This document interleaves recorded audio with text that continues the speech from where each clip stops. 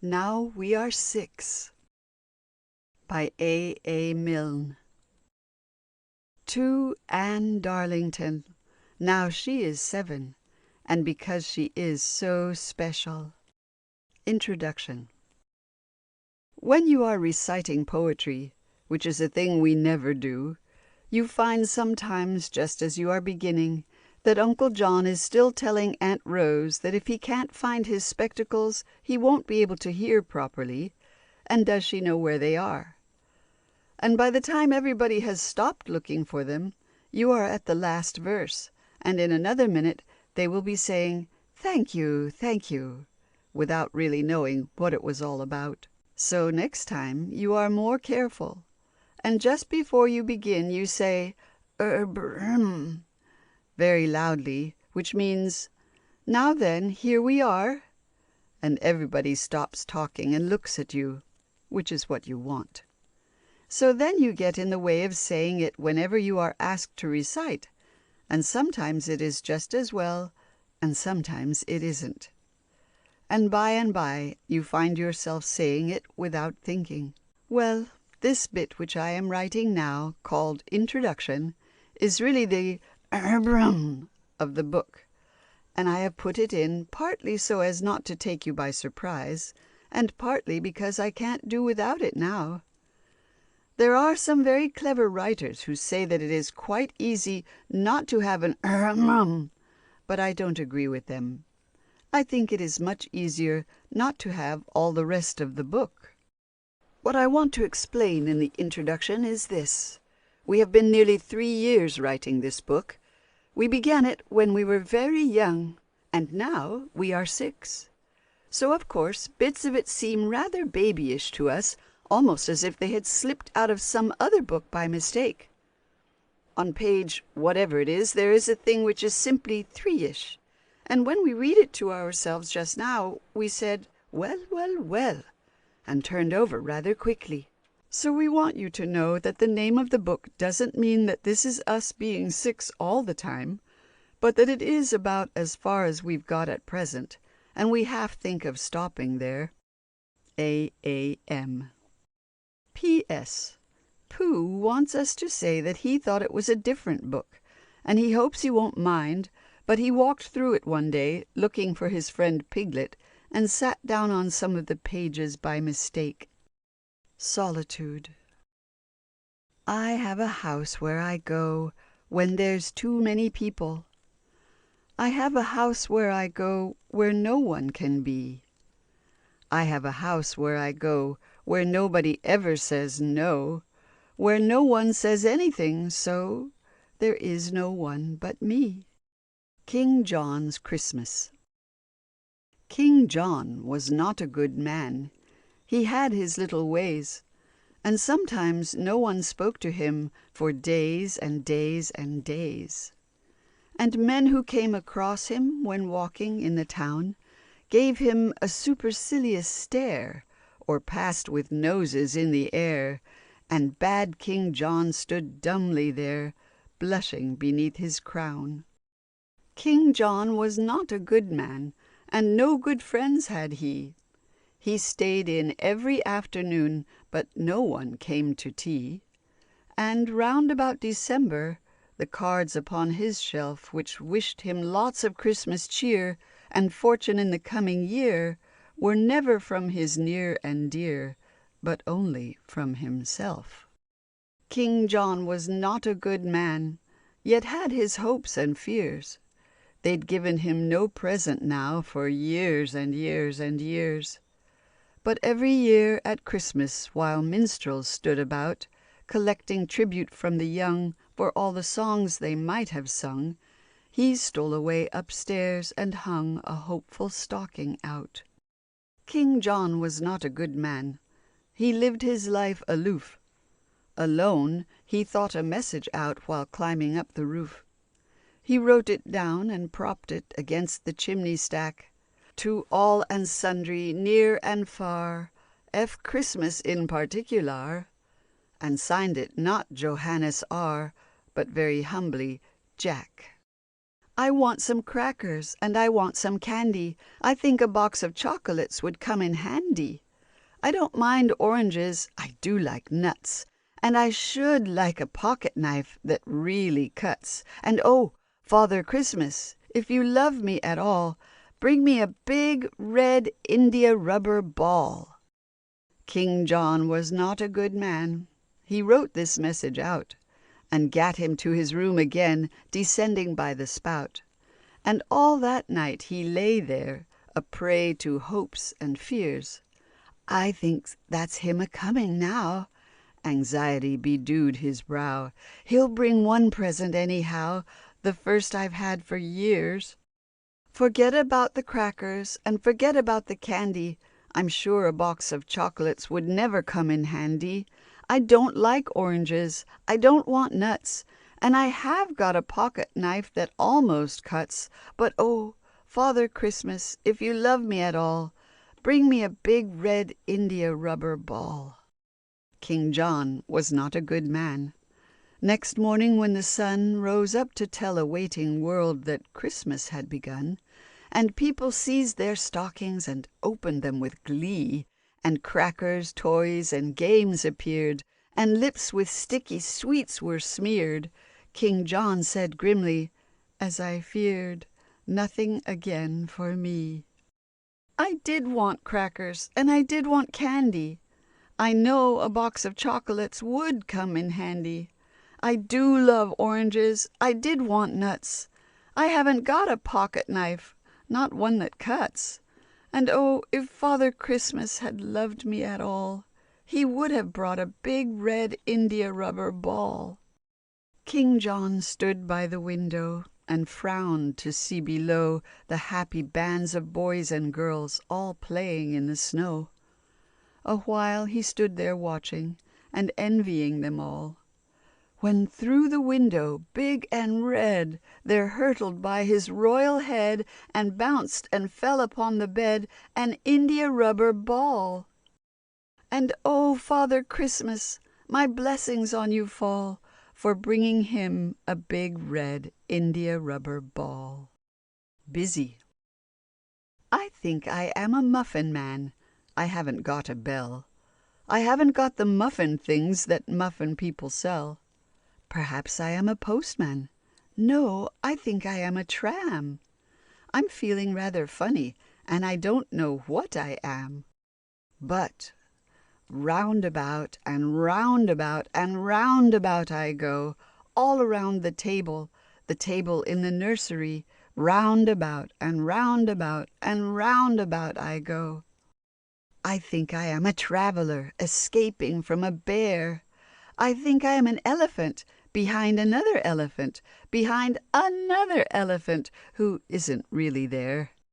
So roundabout and roundabout and roundabout and roundabout and roundabout and roundabout I go.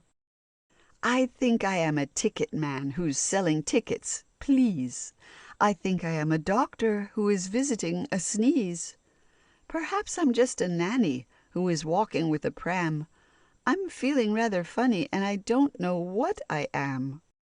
But roundabout and roundabout and roundabout I go, all around the table in the nursery, roundabout and roundabout and roundabout I go. I think I am a puppy, so I'm hanging out my tongue.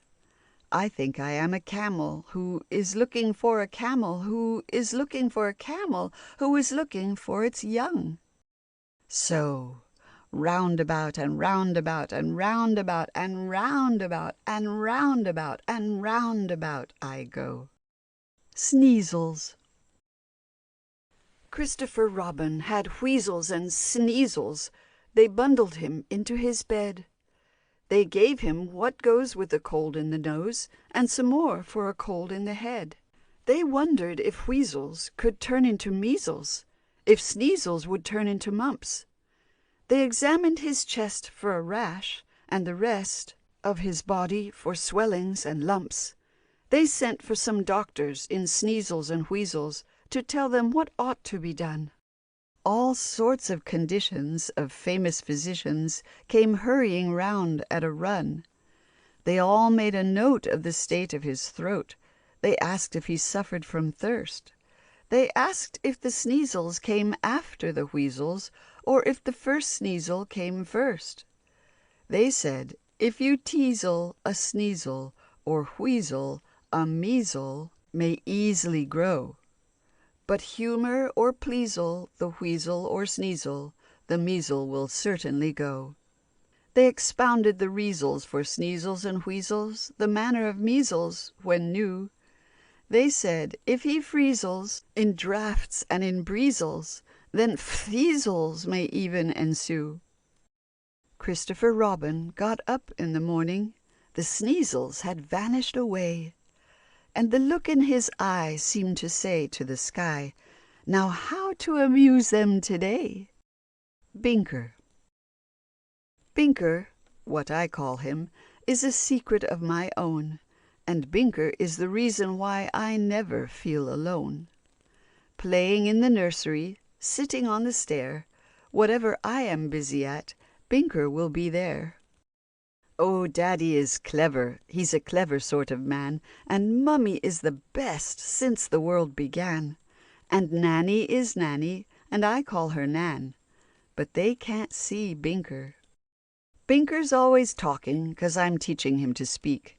He sometimes likes to do it in a funny sort of squeak, and he sometimes likes to do it in a hoodling sort of roar, and I have to do it for him 'cause his throat is rather sore. Oh, Daddy is clever, he's a clever sort of man, and Mummy knows all that anybody can, and Nanny is Nanny, and I call her Nan, but they don't know Binker. Binker's brave as lions when we're running in the park.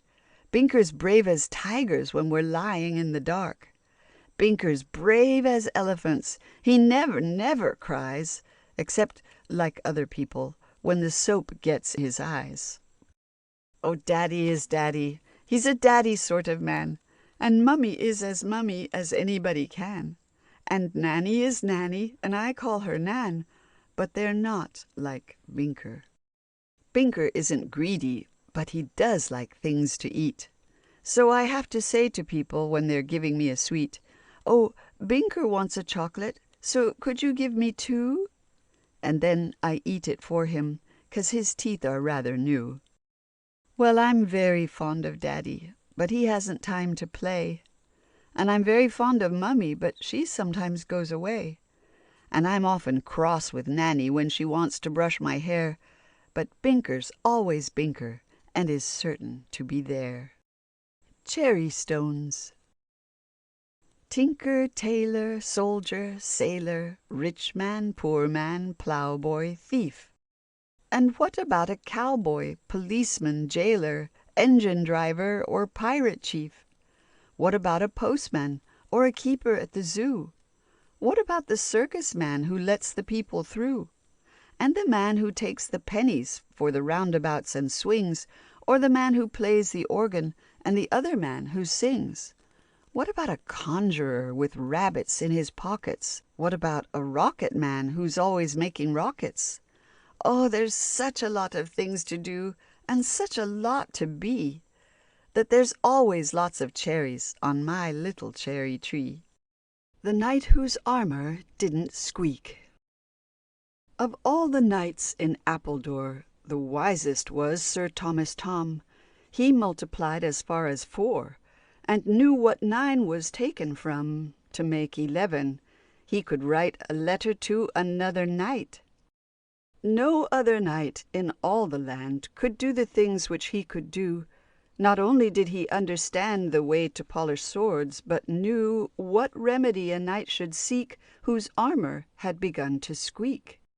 And if he didn't fight too much, it wasn't that he did not care for blips and buffetings and such, but felt that it was hardly fair to risk by frequent injuries a brain as delicate as his.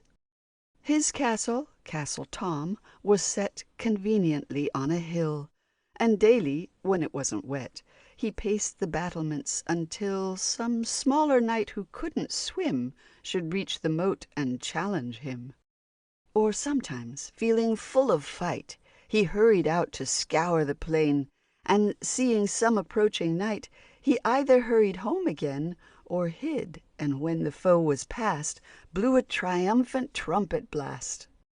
One day, when good Sir Thomas Thom was resting in a handy ditch, the noises he was hiding from, though very much the noises which he'd always hidden from before, seemed somehow less, or was it more? The trotting horse, the trumpet's blast, the whistling sword, the armor's squeak, these, and especially the last, had clattered by him all the week. Was this the same, or was it not? Something was different, but what? Sir Thomas raised a cautious ear and listened as Sir Hugh went by, and suddenly he seemed to hear, or not to hear, the reason why this stranger made a nicer sound than other knights who lived around. Sir Thomas watched the way he went. His rage was such he couldn't speak. For years they'd called him down in Kent the knight whose armour didn't squeak. Yet here and now he looked upon another knight whose squeak had gone. He rushed to where his horse was tied. He spurred it to a rapid trot. The only fear he felt inside about his enemy was not how sharp his sword, how stout his heart, but has he got too long a start? Sir Hugh was singing, hand on hip, when something sudden came along and caught him a terrific blip right in the middle of his song. A thunderstorm, he thought, of course, and toppled gently off his horse. Then said the good Sir Thomas Thom, dismounting with a friendly air, "Allow me to extract you from the heavy armour that you wear. At times like these the bravest knight may find his armour much too tight." 100 yards or so beyond the scene of brave Sir Hugh's defeat, Sir Thomas found a useful pond, and, careful not to wet his feet, he brought the armour to the brink and flung it in, and watched it sink. So ever after, more and more, the men of Kent would proudly speak of Thomas Thom of Appledore, the knight whose armour didn't squeak, whilst Hugh, the knight who gave him best, squeaks just as badly as the rest. Buttercup Days. Where is Anne? Head above the buttercups, walking by the stream down among the buttercups. Where is Anne? Walking with her man, lost in a dream, lost among the buttercups. What has she got in that little brown head? Wonderful thoughts which can never be said. What has she got in that firm little fist of hers? Somebody's thumb, and it feels like Christopher's. Where is Anne? Close to her man. Brown head, gold head, in and out the buttercups. The charcoal burner. The charcoal burner has tales to tell. He lives in the forest, alone in the forest. He sits in the forest, alone in the forest. And the sun comes slanting between the trees, and rabbits come up, and they give him good morning. And rabbits come up and say, "Beautiful morning," and the moon swings clear of the tall black trees. And owls fly over and wish him good night, quietly over to wish him good night. And he sits and thinks of the things they know, he and the forest alone together. The springs that come and the summers that go, autumn dew on bracken and heather, the drip of the forest beneath the snow, all the things they have seen, all the things they have heard, an April sky swept clean, and the song of a bird. Oh, the charcoal burner has tales to tell, and he lives in the forest and knows us well. Us too. Wherever I am, there's always Pooh. There's always Pooh and me. Whatever I do, he wants to do. "Where are you going today?" says Pooh. "Well, that's very odd, 'cause I was too." "Let's go together," says Pooh, says he. "Let's go together," says Pooh. "What's twice 11?" I said to Pooh. "Twice what?" said Pooh to me. "I think it ought to be 22." "Just what I think myself," said Pooh. It wasn't an easy sum to do. "But that's what it is," said Pooh, said he. "That's what it is," said Pooh. "Let's look for dragons," I said to Pooh. "Yes, let's," said Pooh to me. We crossed the river and found a few. "Yes, those are dragons, all right," said Pooh. "As soon as I saw their beaks, I knew. That's what they are," said Pooh, said he. "That's what they are," said Pooh. "Let's frighten the dragons," I said to Pooh. "That's right," said Pooh to me. "I'm not afraid," I said to Pooh, and I held his paw and I shouted, "Shoo! Silly old dragons!" and off they flew. "I wasn't afraid," said Pooh, said he. "I'm never afraid with you." So wherever I am, there's always Pooh. There's always Pooh and me. "What would I do," I said to Pooh, "if it wasn't for you?"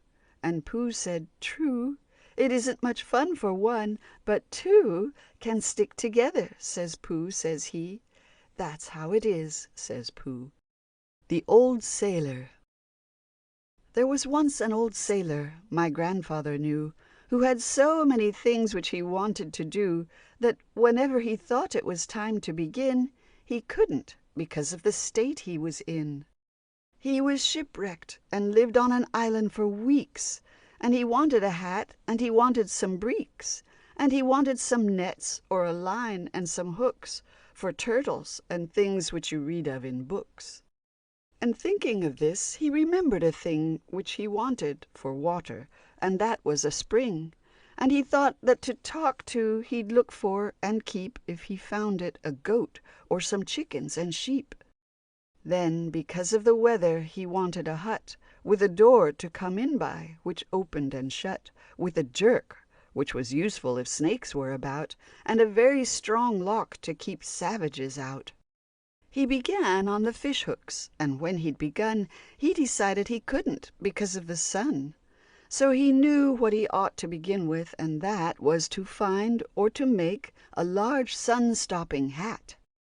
He was making the hat with some leaves from a tree, when he thought, "I'm as hot as a body can be, and I've nothing to take for my terrible thirst, so I'll look for a spring, and I'll look for it first."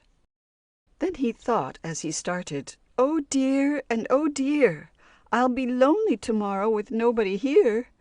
So he made in his notebook a couple of notes. "I must first find some chickens and, no, I mean goats." He had just seen a goat, which he knew by the shape, when he thought, "But I must have a boat for escape." But a boat means a sail, which means needles and thread. So I'd better sit down and make needles instead. He began on a needle, but thought as he worked that if this was an island where savages lurked, sitting safe in his hut he'd have nothing to fear, whereas now they might suddenly breathe in his ear. So he thought of his hut, and he thought of his boat, and his hat, and his breeks, and his chickens and goat, and the hooks for his food, and the spring for his thirst, but he never could think which he ought to do first. And so, in the end, he did nothing at all, but basked on the shingle wrapped up in a shawl, and I think it was dreadful the way he behaved. He did nothing but basking until he was saved. The Engineer. Let it rain, who cares? I've a train upstairs, with a brake which I make from a string sort of thing, which works in jerks, 'cause it drops in the spring, which stops with the string, and the wheels all stick so quick that it feels like a thing that you make with the brake, not string. So that's what I make when the day's all wet. It's a good sort of brake, but it hasn't worked yet. Journey's End. "Christopher, Christopher, where are you going, Christopher Robin?" "Just up to the top of the hill, upping and upping until I am right on the top of the hill," said Christopher Robin. "Christopher, Christopher, where are you going, Christopher Robin?" There's nothing to see, so when you've got to the top, what then? Just down to the bottom again, said Christopher Robin. Furry Bear. If I were a bear, and a big bear too, I shouldn't much care if it froze or snew. I shouldn't much mind if it snowed or frizz. I'd be all fur-lined with a coat like his. For I'd have fur boots and a brown fur wrap, and brown fur knickers and a big fur cap. I'd have a fur muffle ruff to cover my jaws, and brown fur mittens on my big brown paws. With a big brown furry down up to my head, I'd sleep all the winter in a big fur bed. Forgiven. I found a little beetle, so that Beetle was his name, and I called him Alexander, and he answered just the same. I put him in a matchbox, and I kept him all the day. And Nanny let my beetle out. Yes, Nanny let my beetle out. She went and let my beetle out. And Beetle ran away. She said she didn't mean it, and I never said she did. She said she wanted matches, and she just took off the lid. She said that she was sorry, but it's difficult to catch an excited sort of beetle you've mistaken for a match. She said that she was sorry, and I really mustn't mind, as there's lots and lots of beetles which she's certain we could find if we looked about the garden for the holes where beetles hid, and we'd get another matchbox and write "Beetle" on the lid. We went to all the places which a beetle might be near, and we made the sort of noises which a beetle likes to hear. And I saw a kind of something, and I gave a sort of shout, "A beetle house, and Alexander Beetle coming out!" It was Alexander Beetle, I'm as certain as can be, and he had a sort of look as if he thought it must be me. And he had a sort of look as if he thought he ought to say, "I'm very, very sorry that I tried to run away." And Nanny's very sorry too, for you know what she did. And she's writing "Alexander" very blackly on the lid. So Nan and me are friends, because it's difficult to catch an excited Alexander you've mistaken for a match. The Emperor's Rhyme. The King of Peru, who was emperor too, had a sort of a rhyme which was useful to know if he felt very shy when a stranger came by, or they asked him the time when his watch didn't go. Or supposing he fell by mistake down a well, or he tumbled when skating and sat on his hat, or perhaps wasn't told, till his porridge was cold, that his breakfast was waiting, or something like that. Oh, whenever the emperor got into a temper, or felt himself sulky or sad, he would murmur and murmur until he felt firmer this curious rhyme which he had. 8 8s are 64, multiply by 7. When it's done, carry 1 and take away 11. 9 9s are 81, multiply by 3. If it's more, carry 4, and then it's time for tea. So whenever the Queen took his armor to clean, and she didn't remember to use any starch, or his birthday in May was a horrible day, being wet as November and windy as March, or if sitting in state with the wise and the great, he just happened to hiccup while signing his name, or the Queen gave a cough when his crown tumbled off as he bent down to pick up a pen for the same. Oh, whenever the Emperor got into a temper, or felt himself awkward and shy, he would whisper and whisper until he felt crisper this odd little rhyme to the sky. 8 8s are 81, multiply by 7. If it's more, carry 4, and take away 11. 9 9s are 64, multiply by 3. When it's done, carry 1, and then it's time for tea. Knight in Armor. Whenever I'm a shining knight, I buckle on my armor tight, and then I look about for things like rushings out and rescuings, and savings from the dragon's lair, and fighting all the dragons there. And sometimes, when our fights begin, I think I'll let the dragons win, and then I think perhaps I won't, because they're dragons, and I don't. Come out with me. There's sun on the river and sun on the hill. You can hear the sea if you stand quite still. There's 8 new puppies at Roundabout Farm, and I saw an old sailor with only one arm. But everyone says, run along, run along, run along. All of them say, run along, I'm busy as can be. Everyone says, run along, there's a little darling. If I'm a little darling, why don't they run with me? There's wind on the river and wind on the hill. There's a dark dead water wheel under the mill. I saw a fly which had just been drowned, and I know where a rabbit goes into the ground. But everyone says, run along, run along, run along. All of them say, yes, dear, and never notice me. Everyone says, run along, there's a little darling. If I'm a little darling, why won't they come and see? Down by the pond. I'm fishing. Don't talk, anybody, don't come near. Can't you see that the fish might hear? He thinks I'm playing with a piece of string. He thinks I'm another sort of funny sort of thing. But he doesn't know I'm fishing. He doesn't know I'm fishing. That's what I'm doing, fishing. No, I'm not. I'm newting. Don't cough, anybody, don't come by. Any small noise makes a newt feel shy. He thinks I'm a bush or a new sort of tree. He thinks it's somebody, but doesn't think it's me. And he doesn't know I'm newting. No, he doesn't know I'm newting. That's what I'm doing, newting. The Little Black Hen. Berryman and Baxter, Pretty Boy and Pen, and old Farmer Middleton are 5 big men, and all of them were after the little black hen. She ran quickly, they ran fast. Baxter was first and Berryman was last. I sat and watched by the old plum tree. She squawked through the hedge and she came to me. The little black hen said, "Oh, it's you." I said, "Thank you, how do you do? And please will you tell me, little black hen, what did they want, those 5 big men?" The little black hen, she said to me, "They want me to lay them an egg for tea.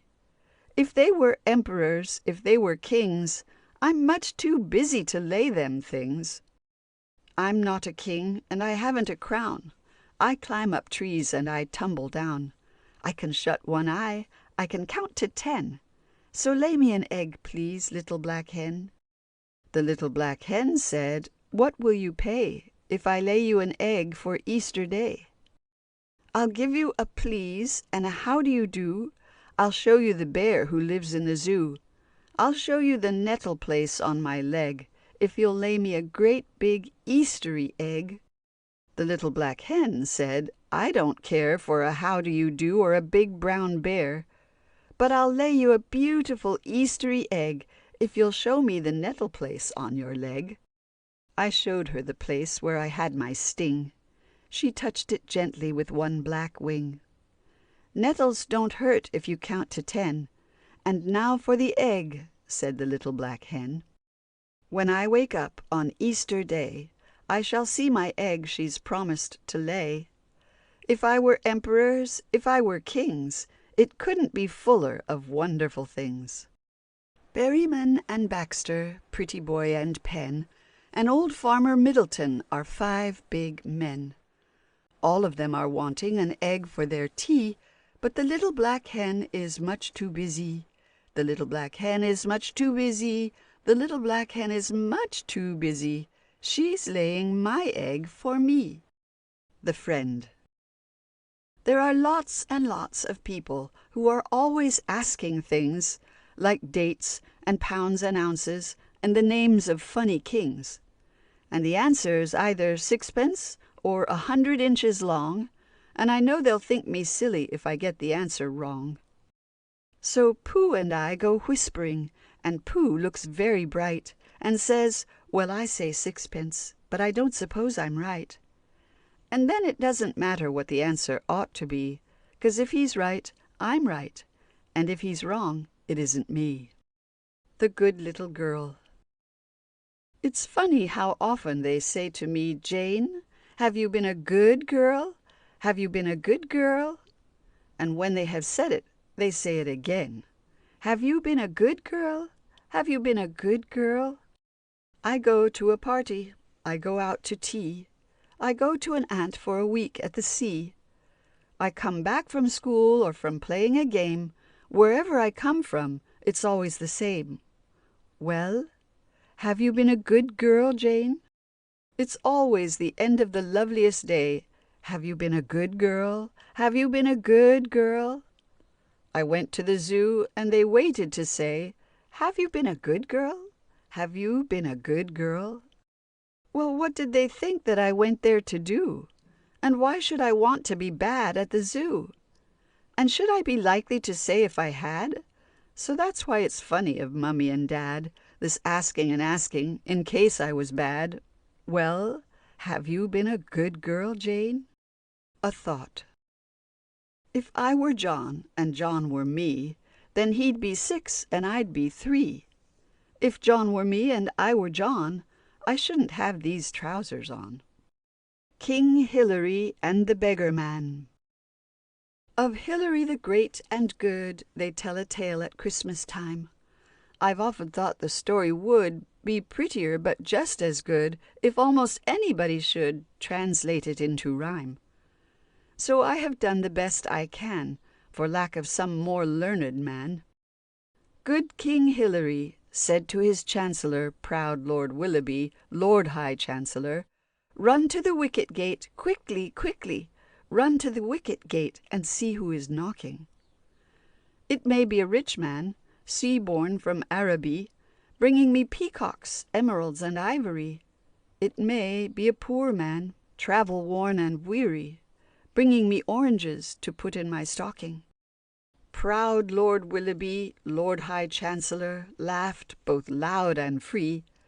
"I've served your Majesty, man to man, since first your Majesty's reign began, and I've often walked, but I never, never ran. Never, never, never," quoth he. Good King Hilary said to his Chancellor, proud Lord Willoughby, Lord High Chancellor, "Walk to the wicket gate, quickly, quickly. Walk to the wicket gate and see who is knocking. It may be a captain, hawk-nosed, bearded, bringing me gold dust, spices, and sandalwood. It may be a scullion, carefree, whistling, bringing me sugar plums to put in my stocking." Proud Lord Willoughby, Lord High Chancellor, laughed both loud and free. "I've served in the palace since I was 4, and I'll serve in the palace a many years more. And I've opened a window, but never a door. Never, never, never," quoth he. Good King Hilary said to his Chancellor, proud Lord Willoughby, Lord High Chancellor, "Open the window, quickly, quickly. Open the window and see who is knocking. It may be a waiting maid, apple-cheeked, dimpled, sent by her mistress to bring me greeting. It may be children, anxious, whispering, bringing me cobnuts to put in my stocking." Proud Lord Willoughby, Lord High Chancellor, laughed both loud and free. "I'll serve your Majesty till I die, as Lord Chancellor, not as spy, to peep from lattices, no, not I. Never, never, never," quoth he. Good King Hilary looked at his Chancellor, proud Lord Willoughby, Lord High Chancellor. He said no word to his stiff-set Chancellor, but ran to the wicket gate to see who was knocking. He found no rich man trading from Araby. He found no captain, blue-eyed, weather-tanned. He found no waiting maid, sent by her mistress, but only a beggar man with one red stocking. Good King Hilary looked at the beggar man and laughed him 3 times 3. And he turned that beggar man round about. "Your thews are strong and your arm is stout. Come throw me a Lord High Chancellor out, and take his place," quoth he. Of Hilary the good and great, old wives at Christmas time relate this tale, which points at any rate 2 morals on the way. The first, whatever fortune brings, don't be afraid of doing things, especially of course for kings. It also seems to say, but not so wisely, he who begs with one red stocking on his legs will be as sure as eggs are eggs, a chancellor some day. Swing Song. Here I go, up in my swing, ever so high. I am the king of the fields and the king of the town. I am the king of the earth and the king of the sky. Here I go, up in my swing, now I go down. Explained. Elizabeth Ann said to her Nan, "Please will you tell me how God began? Somebody must have made him so.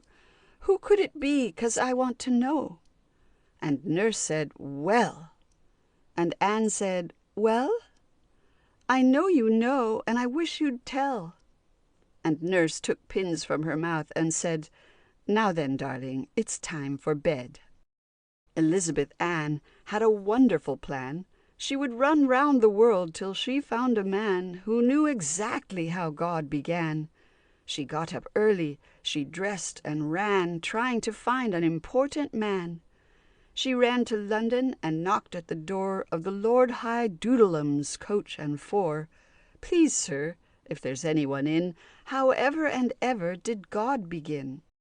The Lord High Doodleum lay in bed, but out of the window, large and red, came the Lord High Coachman's face instead. And the Lord High Coachman laughed and said, "Well, what put that in your quaint little head?" Elizabeth Ann went home again, and took from the ottoman Jennifer Jane. "Jennifer Jane," said Elizabeth Ann, "tell me at once how God began." And Jane, who didn't much care for speaking, replied in her usual way by squeaking. What did it mean? Well, to be quite candid, I don't know, but Elizabeth Ann did. Elizabeth Ann said softly, "Oh, thank you, Jennifer. Now I know." Twice Times. There were two little bears who lived in a wood, and one of them was bad, and the other was good. Good Bear learnt his twice times one, but Bad Bear left all his buttons undone. They lived in a tree when the weather was hot, and one of them was good, and the other was not. Good Bear learnt his twice times two, but Bad Bear's thingamies were worn right through. They lived in a cave when the weather was cold, and they did and they didn't do what they were told. Good Bear learnt his twice times three, but Bad Bear never had his handkerchie. They lived in the wood with a kind old aunt, and one said, "Yes'm," and the other said, "Shan't." Good Bear learned his twice times four, but Bad Bear's nicketies were terrible tore. And then quite suddenly, just like us, one got better and the other got worse. Good Bear muddled his twice times three, but Bad Bear coughed in his handkerchie. Good Bear muddled his twice times two, but Bad Bear's thingamies looked like new. Good Bear muddled his twice times one, but Bad Bear never left his buttons undone. There may be a moral, though some say not. I think there's a moral, though I don't know what. But if one gets better, as the other gets worse, these two little bears are just like us. For Christopher remembers up to twice times 10, but I keep forgetting where I've put my pen. The Morning Walk. When Anne and I go out a walk, we hold each other's hand and talk of all the things we mean to do when Anne and I are 42. And when we've thought about a thing, like bowling hoops or bicycling, or falling down on Anne's balloon, we do it in the afternoon. Cradle Song. Oh, Timothy Tim has 10 pink toes, and 10 pink toes has Timothy Tim. They go with him wherever he goes, and wherever he goes, they go with him. Oh, Timothy Tim has 2 blue eyes, and 2 blue eyes has Timothy Tim. They cry with him whenever he cries, and whenever he cries, they cry with him. Oh, Timothy Tim has 1 red head, and 1 red head has Timothy Tim. It sleeps with him in Timothy's bed. Sleep well, red head of Timothy Tim. Waiting at the window. These are my 2 drops of rain, waiting on the window pane. I am waiting here to see which the winning one will be. Both of them have different names. One is John and one is James. All the best and all the worst comes from which of them is first. James has just begun to ooze. He's the one I want to lose. John is waiting to begin. He's the one I want to win. James is going slowly on. Something sort of sticks to John. John is moving off at last. James is going pretty fast. John is rushing down the pane. James is going slow again. James has met a sort of smear. John is getting very near. Is he going fast enough? James has found a piece of fluff. John has hurried quickly by. James was talking to a fly. John is there, and John has won. Look, I told you. Here's the sun. Pinkle Purr. Tattoo was the mother of Pinkle Purr, a little black nothing of feet and fur. And by, when his eyes came through, he saw his mother, the big Tattoo. And all that he learned from her. "I'll ask my mother," says Pinkle Purr. Tattoo was the mother of Pinkle Purr, a ridiculous kitten with silky fur. And little black Pinky grew and grew till he got as big as the big Tattoo. And all that he did with her. 2 friends together, says Pinkle Purr. Tattoo was the mother of Pinkle Purr, an adventurous cat in a coat of fur. And whenever he thought of a thing to do, he didn't much bother about Tattoo.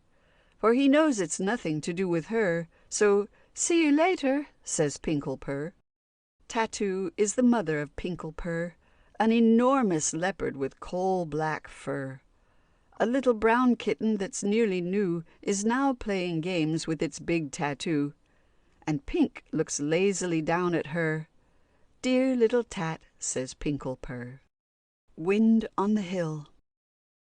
No one can tell me, nobody knows, where the wind comes from, where the wind goes. It's flying from somewhere as fast as it can. I couldn't keep up with it, not if I ran. But if I stopped holding the string of my kite, it would blow with the wind for a day and a night. And then, when I found it, wherever it blew, I should know that the wind had been going there too.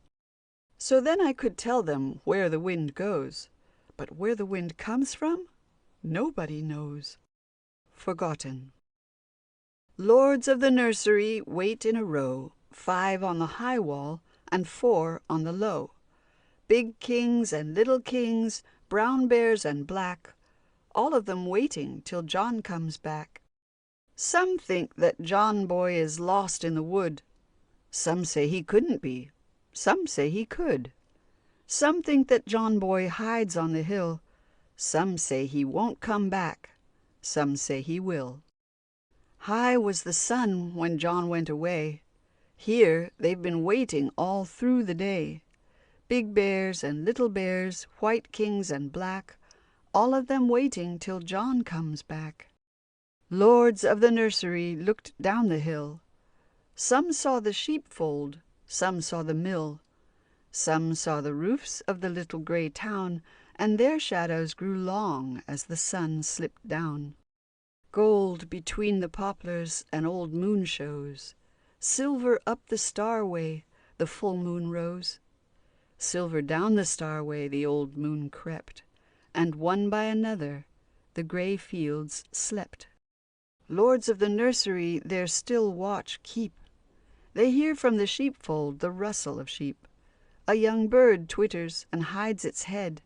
A little wind suddenly breathes and is dead. Slowly and slowly dawns the new day. What's become of John boy? No one can say. Some think that John boy is lost on the hill. Some say he won't come back. Some say he will. What's become of John boy? Nothing at all. He played with his skipping rope. He played with his ball. He ran after butterflies, blue ones and red. He did 100 happy things and then went to bed. In the dark. I've had my supper, and had my supper, and had my supper and all. I've heard the story of Cinderella and how she went to the ball. I've cleaned my teeth, and I've said my prayers, and I've cleaned and said them right. And they've all of them been and kissed me lots. They've all of them said, good night. So here I am in the dark, alone. There's nobody here to see. I think to myself, I play to myself, and nobody knows what I say to myself. Here I am in the dark, alone. What is it going to be? I can think whatever I like to think. I can play whatever I like to play. I can laugh whatever I like to laugh.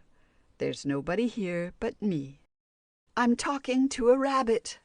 I'm talking to the sun. I think I am 100. I'm 1. I'm lying in a forest. I'm lying in a cave. I'm talking to a dragon. I'm brave. I'm lying on my left side. I'm lying on my right. I'll play a lot tomorrow. I'll think a lot tomorrow. I'll laugh a lot tomorrow. Hey ho! Good night. The end. When I was 1, I had just begun. When I was 2, I was nearly new. When I was 3, I was hardly me. When I was 4, I was not much more. When I was 5, I was just alive. But now I am 6. I'm as clever as clever. So I think I'll be 6 now, forever and ever. If you liked the video, put a like, subscribe to the channel and click on the bell to not miss our new videos.